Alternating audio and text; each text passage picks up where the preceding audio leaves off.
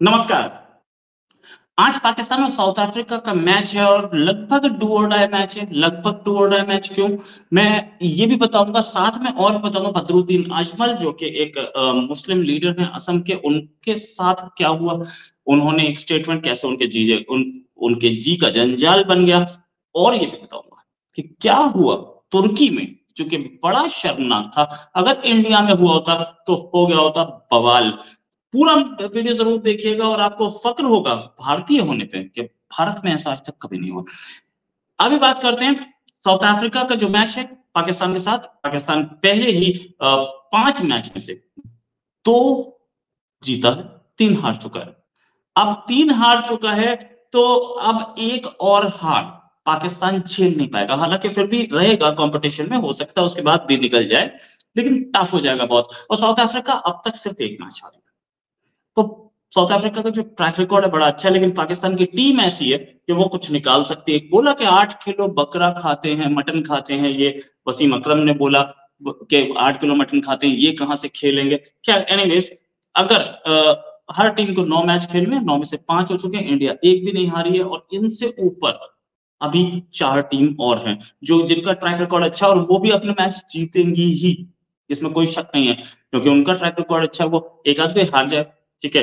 South Africa एक ही match हारा है, वो नीदरलैंड से। तो ऐसे इस तरीके से समझिए कि किस तरीके का वो है कि कोई भी टीम किसी से भी हार रही है तो हो सकता है पाकिस्तान आगे निकल जाए, लेकिन ये मैच चल रही है। और मेरा अथॉरिटी से एक अनुरोध होगा, यार इनको ना पिच पे नमाज पढ़ने देना। इनका भरोसा नहीं है, इनको प्रॉब्लम है। अच्छा, इनको वो दिल पाकिस्तान भी करने देना। कहीं ऐसा ना हो कि ये सब हमें नहीं दिया इसलिए हम हार गए, बाद में ये बोलते हैं बहुत प्रॉब्लम है। और मैं चाहूंगा कि ये जरूर एक बार तो जरूर दिल पाकिस्तान करना यार। मैं चाहता हूं कि तुम ऊपर निकलो, तुम कहीं अच्छा काम करो। तुम्हारा परफॉर्मेंस अब तक तो बहुत अच्छा नहीं रहा है, कितना गंदा हारे हो तुम सबसे। खैर, बीफ की भी डिमांड थी, बीफ के लिए तो मैं नहीं बोल पाऊंगा भैया, सॉरी, बात माफी चाहूंगा। क्योंकि हम दोनों का डीएनए तो हमारा, आप तो बोलते हो ना हम सेम डीएनए है, हम तो सेम है। तो यार उस डीएनए में बाप दादा तुम्हारे यार उसी गाय की पूजा करते, तुम खाओगे, शर्म नहीं आएगी तुम्हें? थोड़ा सा समझा करो ना यार। अभी बाबर ही तो आया था, 4 साल पहले। पिछले 5,000 साल से तो तुम हिंदू ही थे। अभी तो तुम्हारा बाबर आया, उससे पहले जो है, तब अभी तो तुम बने हो। घोड़े पे तो नहीं आए थे ना। वो जो घोड़े पे आए थे वो तो आपस में लड़ाई झगड़ा करके मर गए ना। औरंगजेब ने अपने सारे भाइयों को मार दिया था। और औरंगजेब अकेला थोड़ी था, बाकी भी जितने थे वो सब अपने अपने भाइयों को मारते चले गए थे। और आपस में भाइयों की लड़ाई में तुम्हारे जो तुर्की से आए थे वो सारे के सारे मरते चले गए थे। उसके बाद अगली आता था, वो इनको मारता था। तो इंडियंस ही हो, तलवार के बल पे ही तुम बदले, लेकिन वो इंडियंस जो वहां से आए थे घोड़े पे, वो सब आपस की लड़ाइयों में ज्यादा मरे। उसमें से बचे होंगे 20-30, 100। और वो आज 10,000 हो गए होंगे, 20,000 हो गए होंगे, 50,000, 1 लाख हो गए होंगे, 10 लाख हो गए होंगे। उससे ऊपर नहीं आई यार तुम। बाकी सारे तुम यहीं के हो, तलवार के बल पे चेंज हुए या किसी लालच से चेंज हुए। लेकिन तुम्हारे बाप दादा जो थे यार इसी गाय की पूजा करते थे, तुम गाय बीफ खा रहे हो, शर्म नहीं आती? चलो नहीं, बेस तुम्हें क्यों शर्म आएगी। आगे बात कर लेते हैं। एक बदरुद्दीन अजमल है, ये all India United democratic front के जो है ये चीफ है।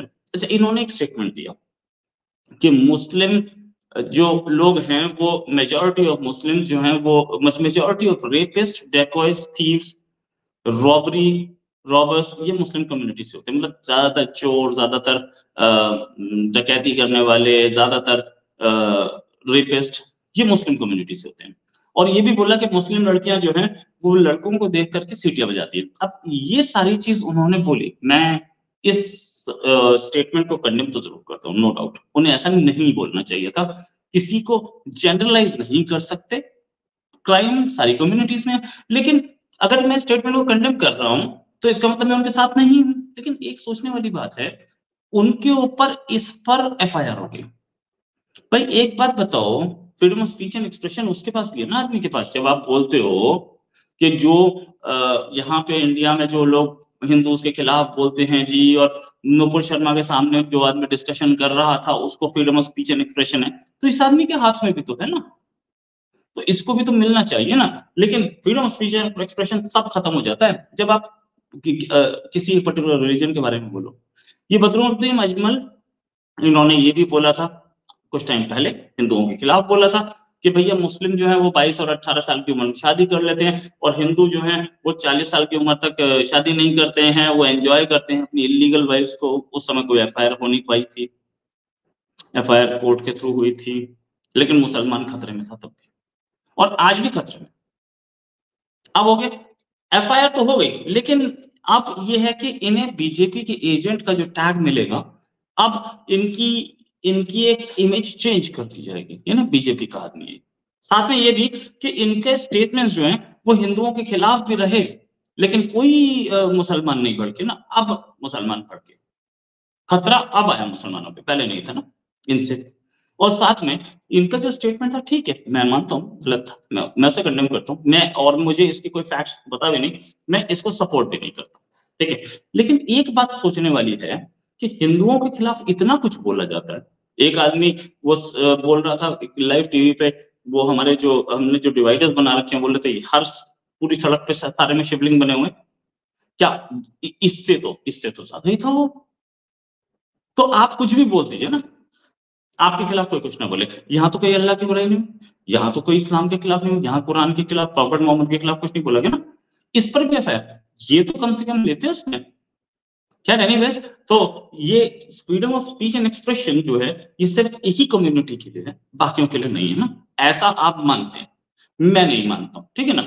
मैं इन जन आपको इनको इनके खिलाफ एफआईआर कर रहे हो, इनको परेशान कर रहे हो, खैर ये आदमी बहुत ऊंचा आदमी है, ये बच नहीं करेगा, ये परेशान होने वाला नहीं है, लेकिन ये वही आदमी है जिसको आप भर भर के वोट देते हैं, ठीक है ना। आगे बात करते हैं। आगे एक और चीज के, रात में पाकिस्तान की तरफ से फायरिंग हुई। वैसे फायरिंग ऐसे टाइम पे हुई जब कश्मीर डे मनाया जा रहा था, सॉलिडारिटी कश्मीर के साथ दिखा रहे थे सभी सब। पाकिस्तान के प्राइम मिनिस्टर ने कुछ कश्मीर पे झूठे वीडियो ट्वीट भी किए, लेकिन इंडिया की तरफ से कोई प्राइम मिनिस्टर, कोई प्रेसिडेंट, कोई भी कुछ नहीं बोले। इंडिया की तरफ से वीडियोस आए लाल चौक पे डांस करते हुए, मेरा दिल ये पुकारे आजा, इस गाने पे लड़कियां डांस कर रही थी।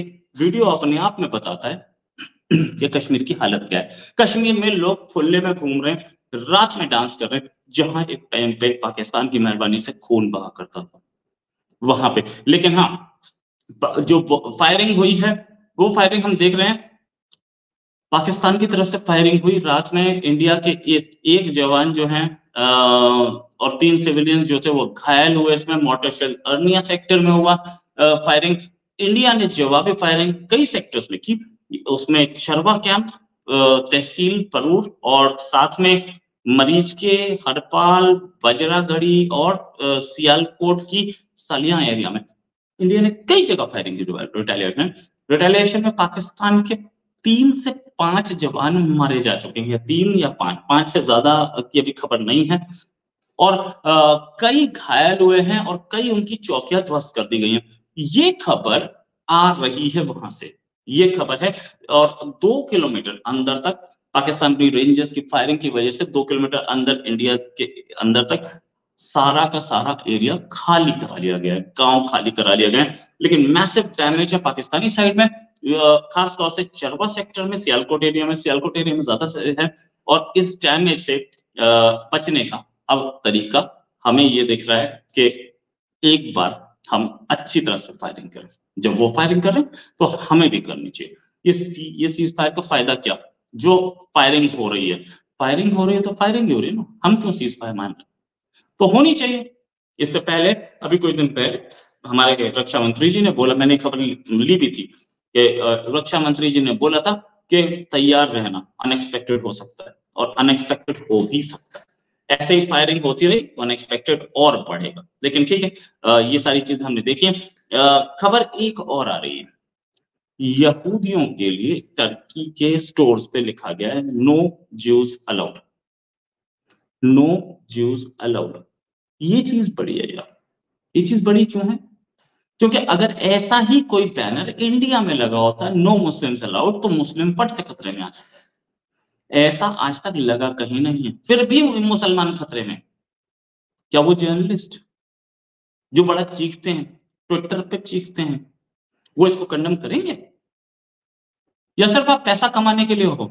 इंडिया में मुसलमानों और हिंदुओं के बीच में अपने आप को विक्टिम दिखा के कि मुसलमानों पे बहुत एट्रोसिटी हो रही है, पैसा जमा करना, अमेरिका घूमना, फोटो पड़ी है आपकी, अमेरिका घूमना, दूसरे कंट्रीज घूमना, आप पैसा मुसलमानों को बेवकूफ बना के पैसा इकट्ठा करना और चारों ओर घूमना, सिर्फ यही काम है आपका। आप मुसलमानों को भड़काने का काम कीजिए, मुसलमान आपस में हिंदुओं से भिड़ते रहे, लोग मरते रहे और आपकी जेबें भरती जाए, ये काम है आपके पास। मैं आपको बताता हूँ, ये जो लगे हैं, ये जो पोस्टर्स लगे हैं, इन पोस्टर्स के बाद तो कम से कम आप ये ट्वीट कर दीजिए कि आई thank God I am an Indian, के इंडिया में ऐसा नहीं हो सकता। आप ये भी ट्वीट नहीं करेंगे। इस भारत माता को शर्म है आपके ऊपर कि आप ऐसे कंट्री में आप पैदा हो गए। शायद भारत माता आपको एक्सेप्ट भी ना करे, कवर से बाहर लाश फेंक दे के, ऐसे आदमी हमें नहीं चाहिए। ऐसे आदमी भारत माता की गोद में नहीं समा सकते। आप कहते हो ना कि मैं मरने के बाद इसी जमीन के नीचे चले जाऊंगा, तो इस जमीन की तारीफ तो कर दो कि आपके साथ कभी ऐसा कुछ हुआ नहीं। आपको कहीं पे नो मुस्लिम से अलाउड का बोर्ड नहीं मिला। टर्की, जिसकी आप सब कस्में खाते हो, वो महान ऑटोमन एम्पायर, उसकी मेहरबानी से वही ओस्मानिया, उसी को सल्तनत ओस्मानिया बोलते थे ना, ऑटोमन को। यहाँ पे एक ओस्मानिया यूनिवर्सिटी है उसी के नाम पे। लेकिन आप नहीं बोलेंगे, आप उस ओस्मानिया की या उस ऑटोमन एम्पायर की या तुर्की की तारीफ करेंगे हमेशा। कभी मैंने बुराई नहीं सुनी। एक बार कर तो दीजिए। ये नो ज्यूज अलाउड मतलब, अच्छा, ये न्यूज नो ज्यूज अलाउड लिखने के बाद आप ये उम्मीद करते हैं कि कोई आदमी इस्लामोफोबिया नहीं करेगा। कोई ये नहीं लिखे कि no Muslims allowed, no Jews allowed लिखेंगे, आपका राइट बनता है। नहीं, साथ में आप चीखेंगे कि दुनिया में इस्लामोफोबिया फैल रहा है। नो ज्यूज अलाउड लिख रहे हैं आप, फैल इस्लामोफोबिया रहा है। ये भी एक शर्मनाक चीज है। साथ में ये भी कि कभी इन चीजों को ऐसे देखा है कि हम कैसी पावन धरती में रह रहे हैं, जहां पे आपको आज तक आप माइनॉरिटीज के साथ और मेजॉरिटी के साथ पढ़े, मेजॉरिटी के साथ जॉब किए, कभी आपके साथ कोई डिस्क्रिमिनेशन नहीं हुआ। लेकिन ये फोटोग्राफ्स बताती हैं कि डिस्क्रिमिनेशन होता है और मुस्लिम वर्ल्ड में ही होता है। फोबिया इस्लामोफोबिया नहीं है, काफिरोफोबिया है। ये काफिरोफोबिया जो है, ये मेरा ही कॉइन किया हुआ वर्ड है, अभी मैंने कॉइन किया है। ये काफिरोफोबिया है, ये सबसे डेंजरस है। आप हर जगह काफिरों को टारगेट करते हैं, आप हर जगह काफिरों के खिलाफ काम करते हैं, चाहे वो यहूदी हो या किसी और कंट्री में हो, हर जगह। रोहिंग्यास ने जब निकाला गया उन्हें, उससे पहले हिंदुओं को मारा था उन्होंने। बांग्लादेश क्या हो रहा है, पाकिस्तान क्या हो रहा है, हर जगह काफिरोफोबिया हो रहा है। इसी के साथ एक और खबर के साथ फिर हाजिर होंगे। अभी के लिए नमस्कार, धन्यवाद, जय हिंद।